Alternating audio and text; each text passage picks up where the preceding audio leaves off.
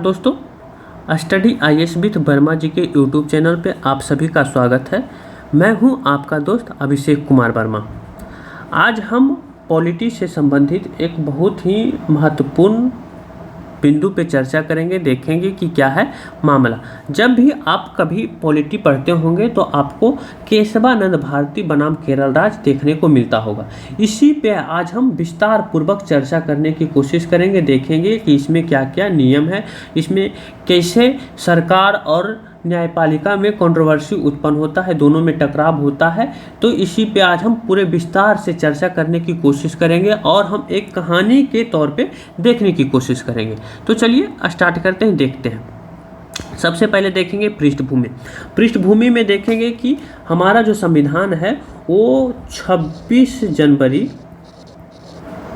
1950 को लागू किया जाता है। उसके एक साल बाद तुरंत एक संविधान संशोधन होता है 1951 में। 1951 में एक संविधान संशोधन होता है। इस संशोधन में क्या किया गया था, तब हुआ ये था कि केंद्र सरकार एक नियम लाती है। उसमें ये था कि वैसे व्यक्ति या वैसे संस्थान जिसके पास बहुत अधिक मात्रा में ज़मीन है उससे ले करके केंद्र सरकार ले लेगी और गरीब या फिर भूमिहीन व्यक्तियों को दे दिया जाएगा। अब ये जो नियम आ गया तो जितने भी संस्थान था जिसके पास बहुत अधिक मात्रा में ज़मीन था या फिर वैसे व्यक्ति, वो लोग चले गए कहाँ, सुप्रीम कोर्ट। अब सुप्रीम कोर्ट में एक व्यक्ति जाते हैं, वो थे शंकरी प्रसाद। वो जाते हैं और सुप्रीम कोर्ट में बोलते हैं कि भाई साहब देखिए, केंद्र सरकार जो है वो एक नियम लेकर के लाई है और उसमें हमारा जो ज़मीन है वो ले रही है, तो हमारा जो मूल अधिकार है उसका हनन हो रहा है। तो मूल अधिकार का हनन कैसे हो रहा है, तो उस समय आर्टिकल 31 था। तो आर्टिकल 31 बोला जाता है कि संपत्ति का अधिकार। तो उन्होंने जाकर के बोला कि हमारा जो मूल अधिकार है उसका हनन कर रही है केंद्र सरकार, इस पे आप कोई सुनवाई कीजिए या फिर देखिए या फिर केंद्र सरकार को समझाइए। तो सुप्रीम कोर्ट के जो जज थे उन्होंने सरकार के पक्ष में ये फेवर देते हैं और उन्होंने बोल दिया कि आर्टिकल 368 जो है, आर्टिकल 368 इसमें संशोधन कर सकते हैं, किसमें, मूल अधिकार में भी। और मुझे जहाँ तक ये समझ में आता है कि उस समय के जो नेता थे और जो जज थे उनकी जो ओहदा था कुछ इस तरह था, यानी कि उस समय के जो प्रधानमंत्री थे या फिर बड़े बड़े नेता थे, कहने का मतलब पंडित जवाहरलाल नेहरू, डॉक्टर राजेंद्र प्रसाद, भीमराव अम्बेडकर, उनका ओहदा यहाँ तक था। और हमारा जो चीफ जस्टिस ऑफ इंडिया थे उनका ओहदा यहाँ तक था, यानी कि उनमें ये फासला था। इसीलिए सरकार के पक्ष में ये फैसला सुनाते हैं। अब जैसे ही इन बड़े बड़े नेताओं का देहांत होता है तो चीफ जस्टिस ऑफ इंडिया का ओहदा बढ़ जाता है और जस्ट 13 साल बाद ही एक आता है, 16 साल बाद में एक आता है 1967 में एक जजमेंट आता है। उन्होंने बोल दिया कि आर्टिकल 368 जो है, आर्टिकल 368 वो आप मौलिक अधिकार में उसमें संशोधन नहीं कर सकते हैं। 368 के तहत मूल अधिकार में संशोधन नहीं कर सकते। इसके बाद ही फिर इस जजमेंट को फिर पलटने के लिए केंद्र सरकार फिर से एक नियम लाती है और उन्हें बोल दिया कि आर्टिकल 368 जो है उसमें हम मूल अधिकार में संशोधन करने का प्रावधान देती है संविधान, तो हम उसमें संशोधन करेंगे। इसी से कंट्रोवर्सी उत्पन्न होता है और दोनों में लड़ाई स्टार्ट हो जाता है। तो चलिए हम देखने की कोशिश करेंगे, समझने की कोशिश करेंगे कि क्या है मामला। तो शंकरी प्रसाद मामले में पहला संविधान संशोधन अधिनियम 1951 की संवैधानिक वैधता को चुनौती दी गई, जिसमें संपत्ति का अधिकार में कटौती की गई। 1951 में एक संशोधन हुआ था, उसमें क्या किया गया था कि वैसे व्यक्ति जिसके पास अधिक मात्रा में भूमि है या फिर वैसे संस्था जिसके पास बहुत अधिक मात्रा में ज़मीन है उससे लेकर के भूमिहीनों को दे दिया जाएगा। तो इसको लेकर के क्या किया गया, चले गए वो शंकरी प्रसाद सुप्रीम कोर्ट ने इस मामले में कहा कि आर्टिकल या अनुच्छेद 368 के तहत संसद को मूल अधिकार में संशोधन करने की शक्ति है या कर सकती है। ठीक, इसके जस्ट बाद 1967 का बाद आता है। 1967 का बात देखते हैं तो गोलकनाथ मामला 1967 में 17वें संविधान संशोधन अधिनियम को सुप्रीम कोर्ट में चुनौती दी गई। यह भी मामला क्या है, तो भूमि से संबंधित या भूमि से जुड़ा हुआ मामला था। सर्वोच्च न्यायालय ने कहा कि अनुच्छेद 368 के तहत संसद को मूल अधिकार में संशोधन करने की शक्ति नहीं है। यहाँ पे कुछ दिन पहले ही, ये 1951 का बात है, उन्होंने बोल दिया था कि संसद के पास मूल अधिकार में संशोधन करने की प्रावधान है या करने की शक्ति है, वो कर सकती है। लेकिन 1967 में एक जजमेंट आता है, उन्होंने बोल दिया साफ साफ कि आर्टिकल 368 के तहत आप मूल अधिकार में संशोधन नहीं कर सकते। लेकिन सुप्रीम कोर्ट के ये जजमेंट को देखते हुए इंदिरा गांधी जो थे वो उनका रौद्र रूप आ गया और उन्होंने फिर से एक संविधान में संशोधन करते हैं। कौन सी?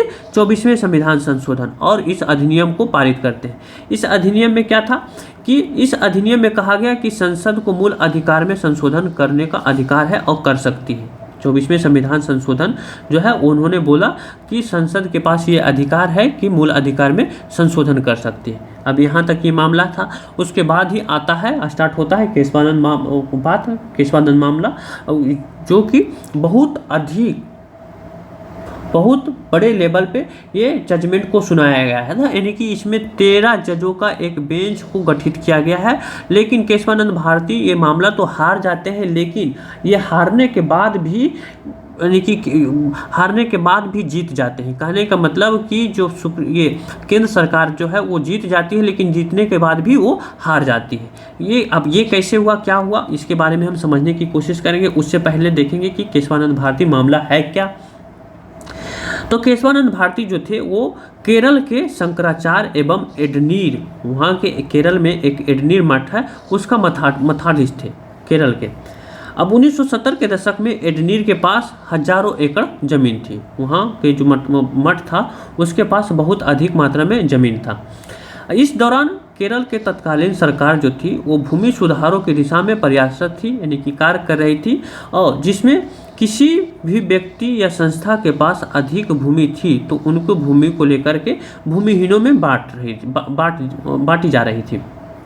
केरल सरकार भी एक नियम लेकर के आई कि क्या, कि जिसके पास बहुत अधिक मात्रा में ज़मीन है उससे लेकर के गरीबों को या भूमिहीनों को दे दिया जाएगा। इस प्रक्रिया में एडनीर मठ की संपत्ति को भी सरकार ने भूमिहीनों को बांटने का निर्णय ले लिया, यानी कि उनके पास जो हजारों एकड़ ज़मीन था उससे लेकर के भूमिहीनों को बांटने का निर्णय ले लिया। अब ऐसे में मठ के जो मठाधीश थे वो कहाँ चुप रहने वाले। अब ऐसे में मठ के कई एकड़ भूमि को राज्य सरकार का अधिकार हो गया, यानी कि जो केरल के मठ जो था एडनीर मठ, उस पे उसकी जो भूमि थी उस पे केंद्र सरकार या फिर जो वहाँ की राज्य सरकार है वो अपना अधिकार कर लिया। अब राज्य सरकार के इस फैसले पर एडनीर मठ के प्रमुख जो थे स्वामी केशवानंद भारती ने केरल के हाईकोर्ट में चुनौती देते हैं। इससे पहले आपको एक नाम याद कर लीजिए कि कौन थे वो, नाना पालकीबाल।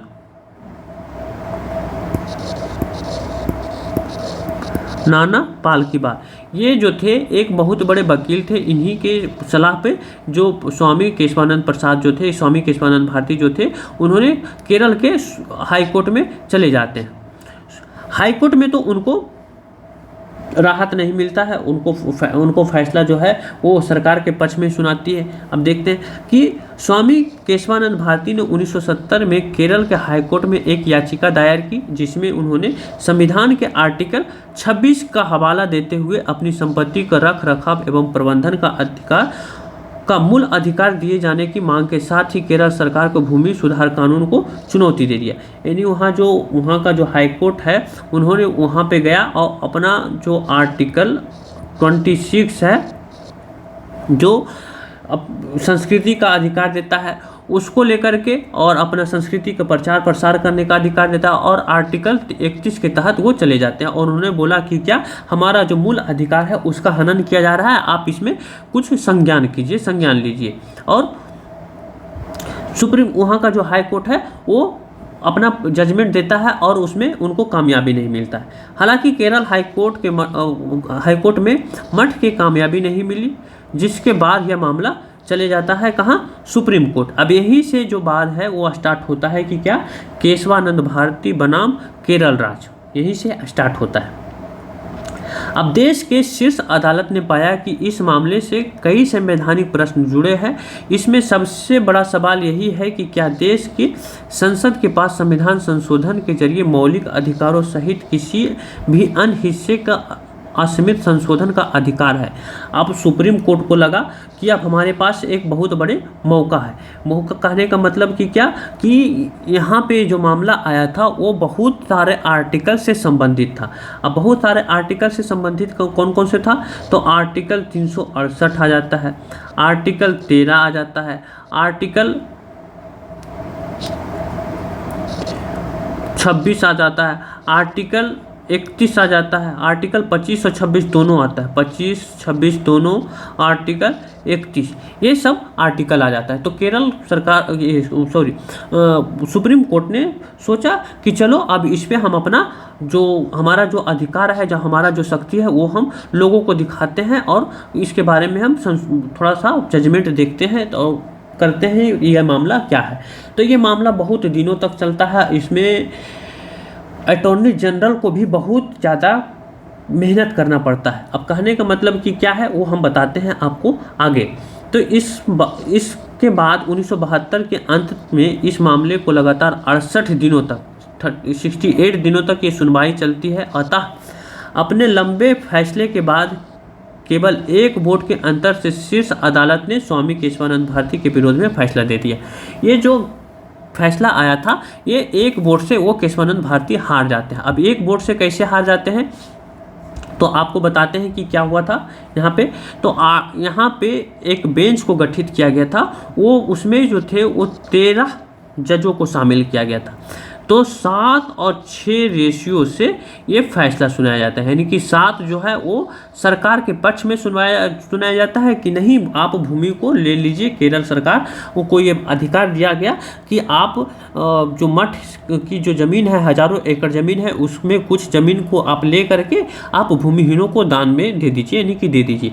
और 6 जो जज थे उन्होंने फैसला ये सुनाया कि नहीं ये नहीं होना चाहिए। लेकिन इसके साथ ही एक और फैसला सुनाया जाता है, उसमें उल्टा हो जाता है। उसमें उल्टा कहने का मतलब क्या कि 7 और 6 का जो रेशियो आता है उसमें बोला जाता है कि आर्टिकल जो 7 है, 7 जो जज वैसे जज थे उन्होंने बोल दिया था कि क्या बोल दिया कि आप मूल स्ट्रक्चर, यानी कि मूल स्ट्रक्चर कहने का मतलब कि संविधान का जो मूलभूत जो बात है, मूल स्ट्रक्चर है, उसमें आप कोई छेड़खानी नहीं कर सकते, उसमें आप छेड़छाड़ नहीं कर सकते। लेकिन 6 जो जज थे उन्होंने बोल दिया कि नहीं, मूल स्ट्रक्चर में भी आप छेड़छाड़ कर सकते हैं, उस पर भी आप सुनवाई कर सकते हैं या फिर उसमें भी बदलाव कर सकते हैं। ठीक, इसमें एक चीज़ और हुआ था कि यहाँ पे 72 देशों के संविधान को खंगाला गया था। अटॉर्नी जनरल द्वारा 72 देशों को की जो संविधान है उसको पढ़ा गया था और उसके बाद फिर ये जो जजमेंट है उसको दिया गया था। ठीक, एक चीज़ ये ध्यान रखिएगा कि इस जजमेंट में 72 देशों के संविधान को पढ़ा गया था। ठीक, अब चलते हैं यहाँ पे। तब यहाँ पे क्या हुआ था कि 7 जज जो ऐसे जज थे उन्होंने सरकार के पक्ष में ये बोला था कि सरकार के खिलाफ में कि आप जो मूल स्ट्रक्चर है, संविधान का जो मूल स्ट्रक्चर है उसमें आप कोई भी छेड़छाड़ या फिर उसमें कोई भी छेड़खानी नहीं कर सकते। लेकिन 6 जज वैसे थे, उन्होंने बोल दिया था कि क्या आप छेड़छाड़ कर सकते हैं। अब सरकार को ये लगा बहुत बुरा। अब बुरा लगा तो उन्होंने क्या किया कि इस 6 जज में से एक जज को उठा करके चीफ जस्टिस ऑफ इंडिया बना देते हैं, यानी कि उनको जो तीसरे चौथे नंबर पे जो जज है उनको उठा करके चीफ जस्टिस ऑफ इंडिया बना देते हैं। उन्होंने फिर बोलता है कि क्या आप जो ये जजमेंट दिए थे उसको फिर से खंगालिए और हमारे फेवर में फैसला सुनाइए। लेकिन बहुत सारे विद्वानों ने उन्होंने बोल दिया कि नहीं, अगर जो ऐसा किया जाता है तो आप इसका परिणाम बहुत बुरा पड़ेगा, इसका असर बहुत बड़ा प्रभाव पड़ेगा। इससे लेकर के ये जो जजमेंट को है जो दोबारा फिर नहीं खोला गया था। ठीक, अब यडनीर मठ के शंकराचार्य वैसे तो यह मामला हार गए थे, लेकिन इस मामले में सुप्रीम कोर्ट ने जो फैसला दिया था वह आज भी मिसाल है, वो आज भी देखने को मिलता है, मिसाल लायक है। उन्होंने बोल दिया था कि क्या, इस फैसले में सुप्रीम कोर्ट ने संविधान के मूल राज यानी कि मूल बातों को प्रतिपादन किया था।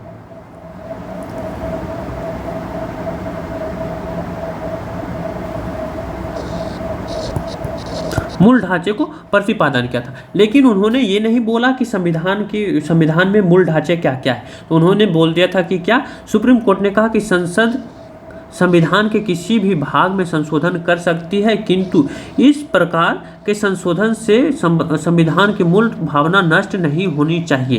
यानी कि उन्होंने बोल दिया था सीधे सीधे कि आप संशोधन कीजिए, लेकिन संविधान की जो मूल ढांचा है उसमें कोई छेड़खानी नहीं होनी चाहिए।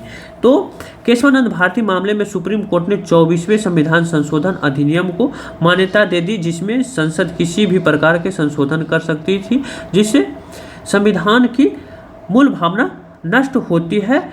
इस प्रकार की संशोधन अवैध होगा और न्यायपालिका को उसे निरस्त करने का अधिकार है। यानी कि न्यायपालिका जो है उन्होंने बोल दिया था कि आप संविधान में संशोधन कीजिए, आप केस जीत गए, लेकिन आप संशोधन करते हैं तो संविधान की जो मूल ढांचा है उसमें कोई छेड़खानी नहीं होनी चाहिए। हालांकि सुप्रीम कोर्ट ने यह स्पष्ट नहीं किया कि संविधान की मूल ढांचा क्या है। अब सुप्रीम कोर्ट से जब पूछा गया कि इसमें संविधान में बता दीजिए कि ये मूल ढांचा क्या है, तब हम उसमें छेड़छाड़ नहीं करेंगे। तब सुप्रीम कोर्ट क्या बोलता है वो जरा सुनने लायक होता है, वो सुनिए, देखिए कि क्या है। संसद के मूल अधिकारों सहित संविधान के किसी भी भाग में संशोधन कर सकती है, किंतु संशोधन इस प्रकार नहीं होनी चाहिए जिससे कि संविधान की मूल भावना नष्ट हो। सुप्रीम कोर्ट ने स्पष्ट किया कि न्यायालय समय समय पर अपने समक्ष आने वाले मामलों की प्रवृत्ति के आधार पर संविधान के मूल ढांचे की परिधि को निर्धारित करेगा। सुप्रीम कोर्ट ने यह स्पष्ट कर दिया कि अभी हम आपको जो संविधान की जो मूल ढांचा है वो हम आपको नहीं बताएंगे, लेकिन हमारे पास कोई वैसे मामला आता है तो उस समय हम आपको बता देंगे समय समय पर कि संविधान की जो मूल ढांचा है वो क्या है। ठीक, अब मूल ढांचे में अभी क्या क्या शामिल है, तो संविधान की जो सर्वोच्चता है वो मूल ढांचा में शामिल है। केंद्र और राज्य के बीच की शक्ति का विभाजन वो क्या है, मूल ढांचा में शामिल है। पंथ निरपेक्षता मूल ढांचा में सम्मिलित है। विधि के समक्ष समता ये भी क्या है, मूल ढांचा में सम्मिलित है। तो संविधान ने अभी भी ये क्लियर नहीं किया है कि क्या संविधान की जो मूल ढांचा है वो क्या है। उन्होंने सीधे सीधे बोल दिया कि संविधान में जब भी कभी संशोधन होगा और वो संशोधन हमारे पास आएगा तब हम उस पर वहाँ पे बताएंगे कि संविधान की मूल ढांचा क्या है, मूल रूप क्या है, लेकिन आप उसमें छेड़छाड़ नहीं कर सकते।